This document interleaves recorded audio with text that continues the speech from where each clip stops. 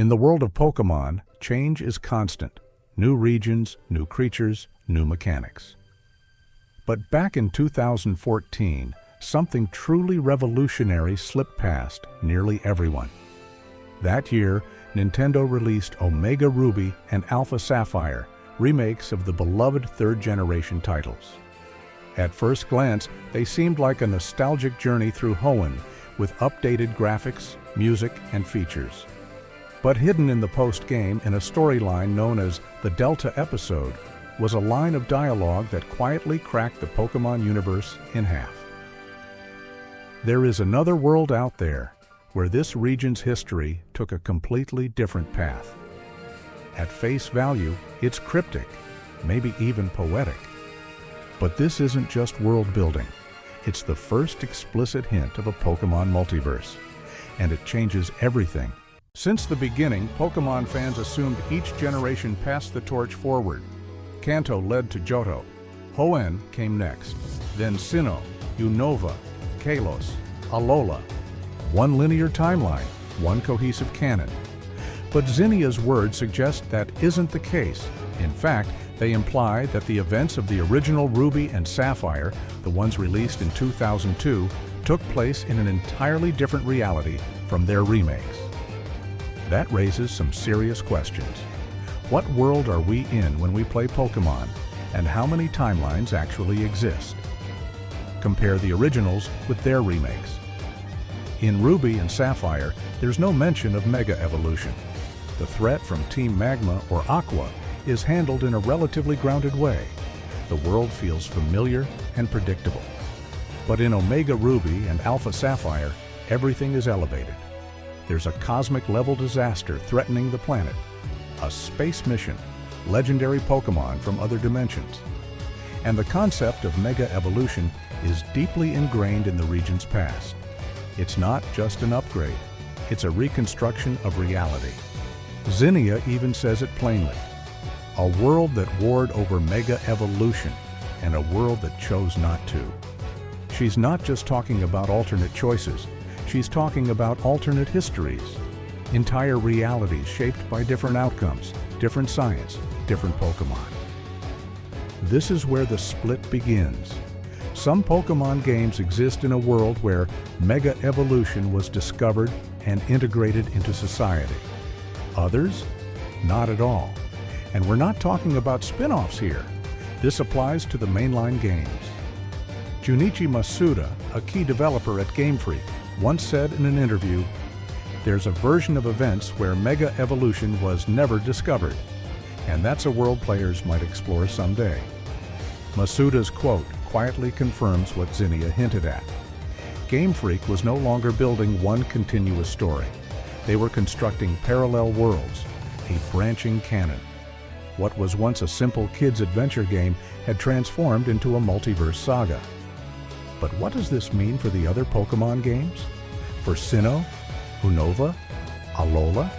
Are they split across realities too? In the next chapter, we'll dive into the growing evidence of two main Pokémon timelines and how your favorite game might belong to a different universe than you ever expected. The idea of a Pokémon multiverse didn't just appear out of nowhere.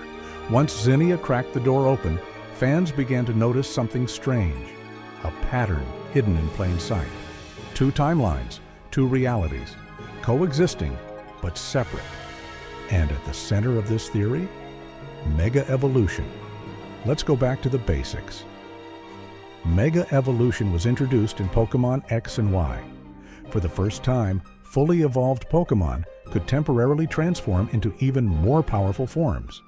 It wasn't just a stat boost, it was a rewriting of battle strategy, lore, and the biology of Pokémon themselves. But here's the twist. Mega Evolution doesn't appear in every mainline Pokémon game. It's absent from Diamond and Pearl, from Black and White, from Legends, Arceus, from Scarlet and Violet.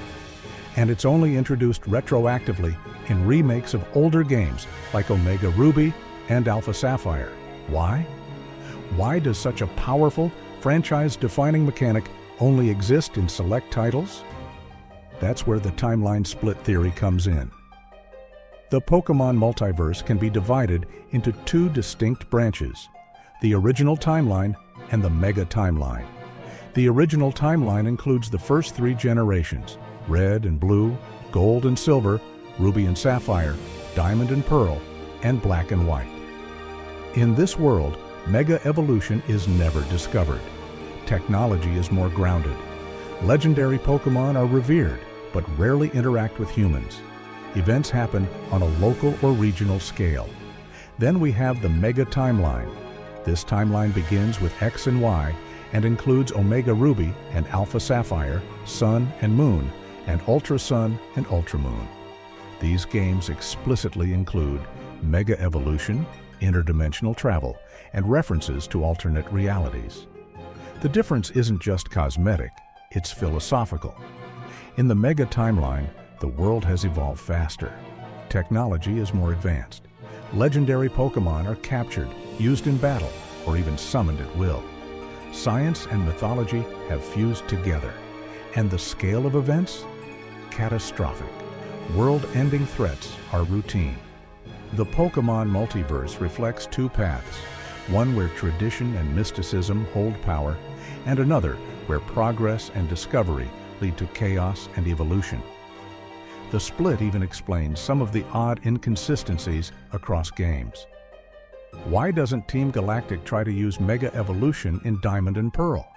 Why does Ultra Sun and Moon reference alternate dimensions while Sun and Moon don't? Why does Legends Arceus, the supposed origin point of Sinnoh, have no sign of Mega Evolution or even Pokeballs as we know them? Because they belong to different timelines. Even the structure of the games reflects this divide. In the original timeline, the player is usually a silent protagonist navigating local issues. In the Mega Timeline, the protagonist is often a chosen one, destined to face cosmic threats and rewrite fate. There's also a tonal shift. Earlier games are grounded with smaller personal stories. But Mega Timeline games lean into science fiction, time travel, and interdimensional beings. This theory isn't just fan speculation, it's been quietly acknowledged by official sources.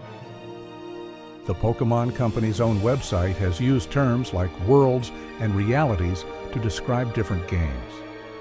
Pokémon Masters EX, a mobile game set in an alternate reality, features characters from different timelines converging. And the Ultra Wormholes in Ultra Sun and Moon show characters literally hopping between universes. It's no longer just a theory, it's the backbone of modern Pokémon storytelling. So what does that mean for us? It means every Pokémon game you've played might exist in its own distinct corner of the multiverse. The Red you remember from Kanto isn't the same as the Red you met in Pokémon Sun and Moon. It means the franchise has grown beyond a single story. It's become a tapestry of possibilities. And this brings us to a question that has fascinated fans for years. What caused the timeline to split in the first place? Was it a single event? A decision made by humanity? A cosmic accident? In the next chapter, we'll uncover the games that serve as the crossroads and how the arrival of X and Y may have changed the Pokémon universe forever. In Kalos, we're introduced to AZ, a 3,000-year-old king who built a massive weapon of destruction to revive his beloved Floette. That weapon, when fired, inadvertently triggered the conditions for Mega Evolution. In the Mega Timeline, this act of desperation and grief altered the natural laws of the world, unlocking latent energy hidden within Pokémon. Think about what that means. Mega Evolution is not a global discovery made through research. It's a side effect of an ancient war, a tear in the fabric of reality caused by human emotion and catastrophic technology. It wasn't evolution, it was mutation. This is the turning point. X and Y didn't just introduce Mega Evolution, they introduced the Mega Timeline. That term, originally coined by fans, quickly gained traction because it made everything else suddenly make sense. Omega Ruby and Alpha Sapphire, remakes released a year later, don't just retell the Gen 3 story, they overwrite it. In the original Ruby and Sapphire, there was no Mega Evolution, no mention of an alternate universe. But in ORAS, we learn that these events now happen in a parallel reality, explicitly confirmed by the Delta episode. The Delta episode is where this all comes together. Zinnia, the mysterious lore keeper, tells us that the universe is fractured, that multiple realities exist side by side, that in one timeline, the ultimate weapon was never fired, and in that world, Mega Evolution never emerged. Her words confirm what fans had suspected. The Pokémon world isn't linear, it's branching. And here's the kicker. The meteor threatening Hoenn in the remakes isn't just a disaster. It's a constant, a recurring event that crosses timelines. And how each world deals with it is different. In the original timeline, we never hear of it. In the Mega timeline, it becomes the foundation of the plot. That meteor isn't just a plot device. It's a metaphor for divergence, a singularity that causes multiple worlds to form in response. So why does this matter? Because X and Y are the genesis point of this split. Everything before X and Y happens in a world without Mega Evolution. Everything after acknowledges the split. It's not just new lore, it redefines the old. This raises a powerful question. What else changed? If Mega Evolution rewrote biology, what did it do to legendaries? To the Ultra Beasts? To time and space themselves? Could the weapons blast have opened the door to dimensions like the distortion world? Could it have awakened ancient forces we've yet to fully understand? In other words, what are the consequences of tampering with evolution? X and Y were marketed as a fresh start, but now, looking back, they feel more like a soft reboot, a cosmic ripple that continues to shape the Pokémon world to this day. And so we're left with a timeline where Mega Evolution, Wormholes, Paradox Pokémon, and even alternate versions of reality are not only possible, they're canon. In the next chapter, we'll step deeper into this rabbit hole and explore the game that made it all explicit, Omega Ruby and Alpha Sapphire. And the moment the Pokémon multiverse officially became real. In the original Ruby and Sapphire, there's a quiet moment you might not even remember. You recover a meteorite from Meteor Falls and hand it to Professor Cosmo. That's it. No cataclysm, no sky-shattering climax. But in Omega Ruby and Alpha Sapphire, that meteorite becomes something far more important. In the Delta episode, it's revealed that a massive meteor is hurtling toward Hoenn, and Professor Cosmo, along with the Moss Deep Space Center scientists, propose an emergency plan, using infinity energy to open a dimensional warp and send the meteor somewhere else, someone else.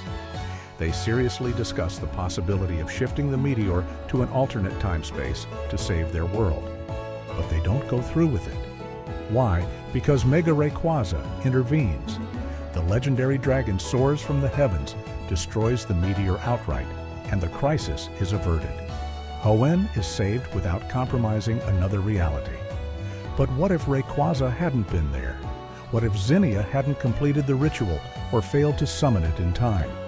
The scientists would have gone ahead with their backup plan, diverting a world-ending meteor across time and space, regardless of the consequences. And here's the key. In the original timeline, where Mega Evolution doesn't exist and Mega Rayquaza never descends, the meteor still never hits. So what happened? There's only one conclusion. The scientists in the original timeline did go through with the plan.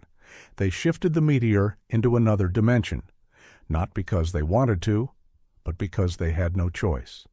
And that meteor had to go somewhere. Now think back to Pokémon Mystery Dungeon, Red and Blue Rescue Team. A mysterious meteor is suddenly on a collision course with the world.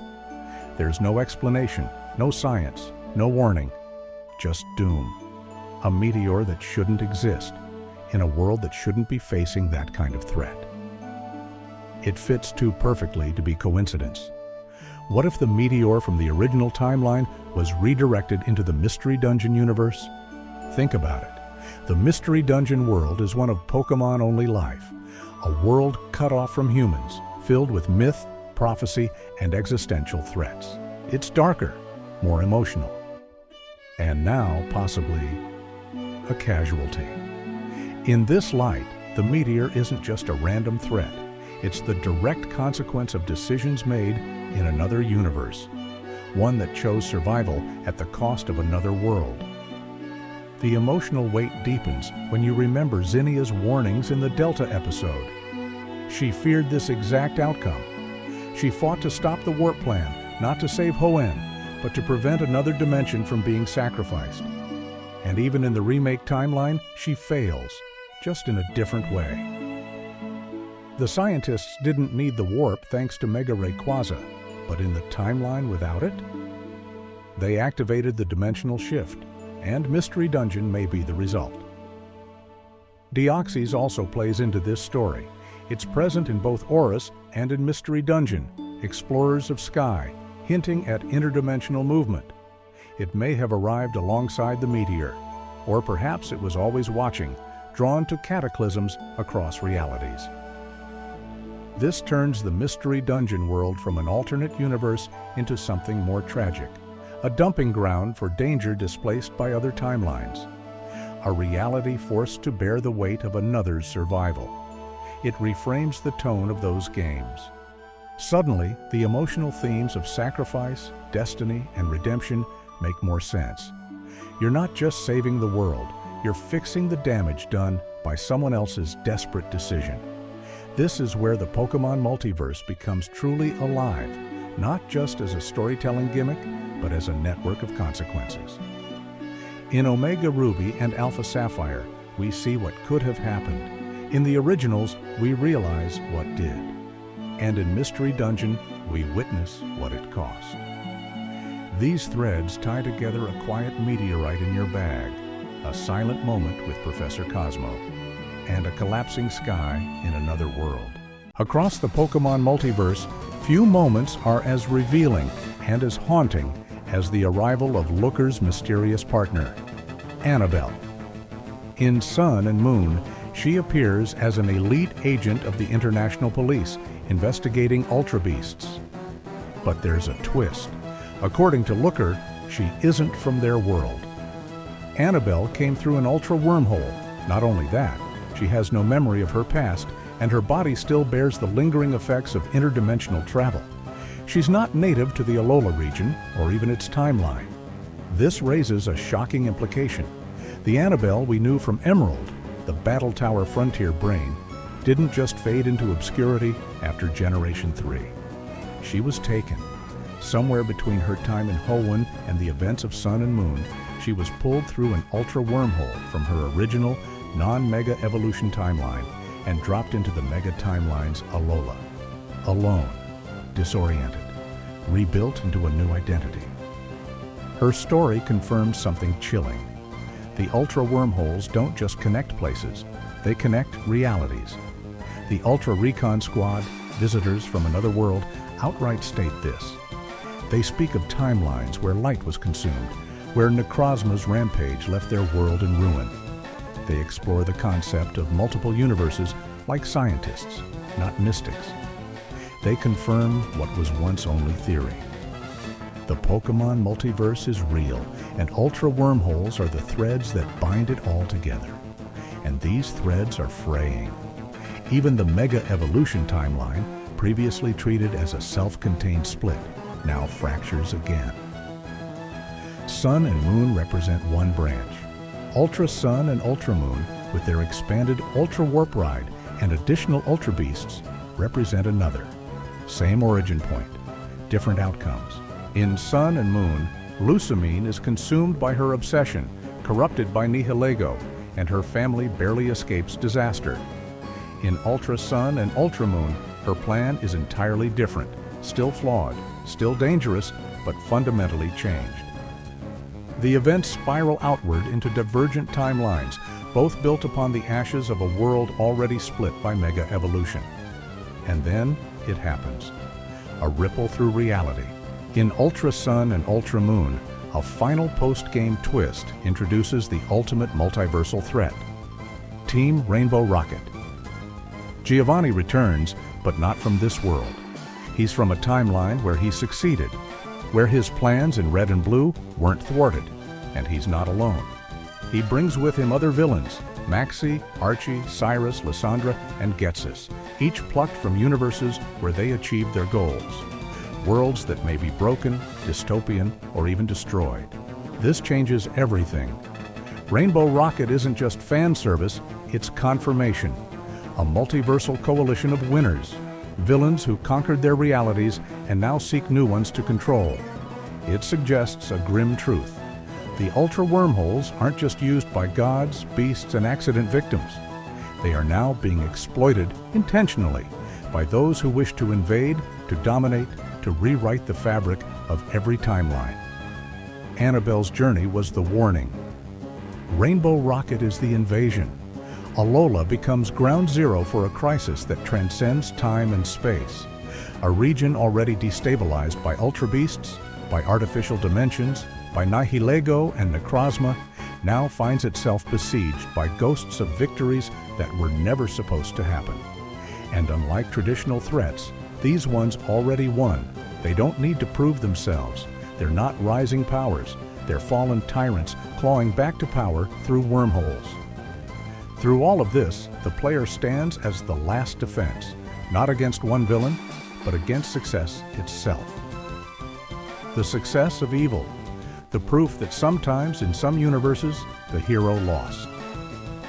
Anabel is our living reminder of what's at stake.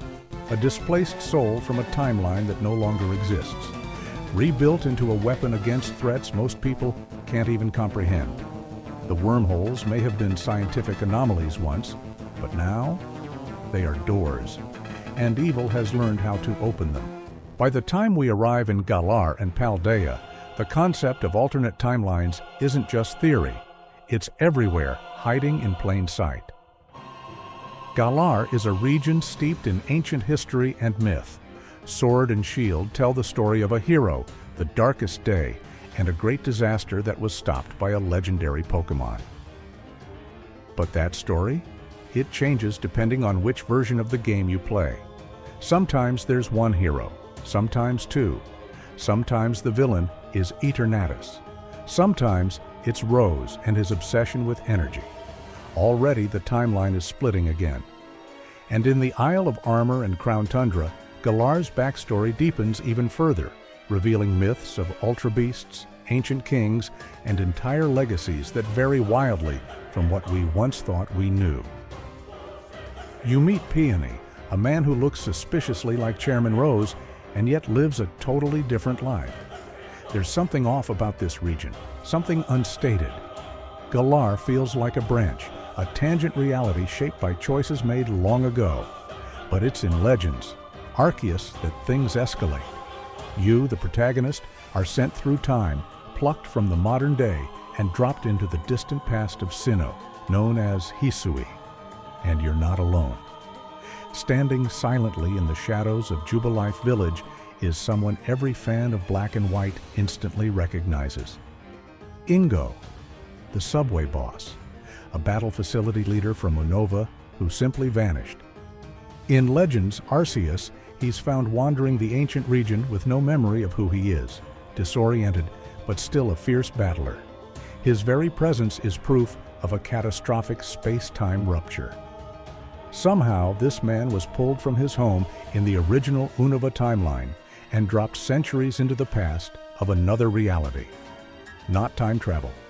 Dimensional travel through time. Because the Hisui region doesn't match the ancient Sinnoh we know from Diamond, Pearl, or Platinum. It's different. The clans that worship Dialga and Palkia argue over which god created the world. Arceus appears directly to the player. The rules of the universe are fluid, warped by space-time distortions, rifts that rip open mid-battle and spawn Pokémon from across realities. And the game never fully explains what caused it, except there's one clue: Volo, a merchant obsessed with Arceus, who manipulates events to summon Giratina, the embodiment of antimatter and distortion. He aims to reset the world, to meet the original one. His plan fails, but the damage is done. The wormholes, the distortions, and the shifting timelines all remain. Ingo is living proof that this universe is unstable. And then we reach Paldea. In Scarlet and Violet, we descend into Area Zero, the great crater in the center of the region. And what do we find?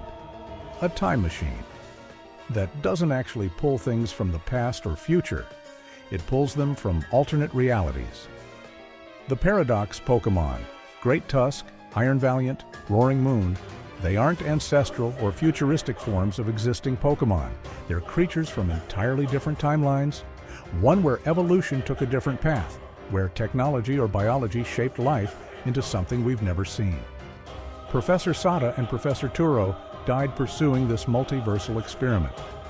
They didn't just build a time machine, they opened a door to alternate universes and invited the chaos in. And it doesn't stop there.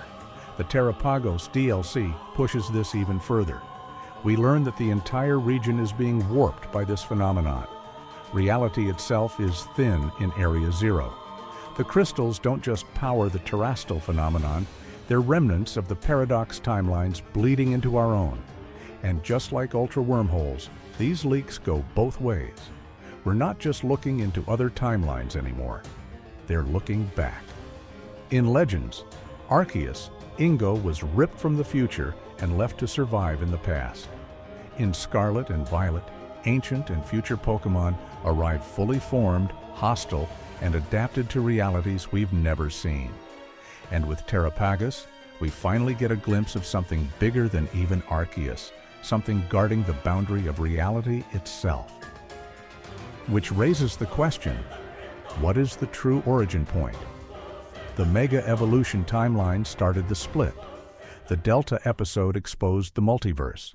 Ultra Sun and Moon confirmed interdimensional villains. But now, the fractures are everywhere. Galar, Paldea, and Hisui all exist with altered histories, paradoxes, and anomalies. They don't just connect to one another, they connect across realities. From Unova's lost Ingo to Paldea's bleeding timelines to Sinnoh's rewritten past, we see a Pokémon world where time, space, and reality have collapsed into an ever-fracturing prism of possibility. At the very heart of the Pokémon multiverse lies a cosmic trinity: Dialga, Palkia, and Giratina, the embodiments of time, space, and antimatter. These aren't just legends told in ancient Sinnoh ruins. They are foundational forces shaping the infinite branching paths of existence. Their power doesn't end with one universe. It stretches across realities.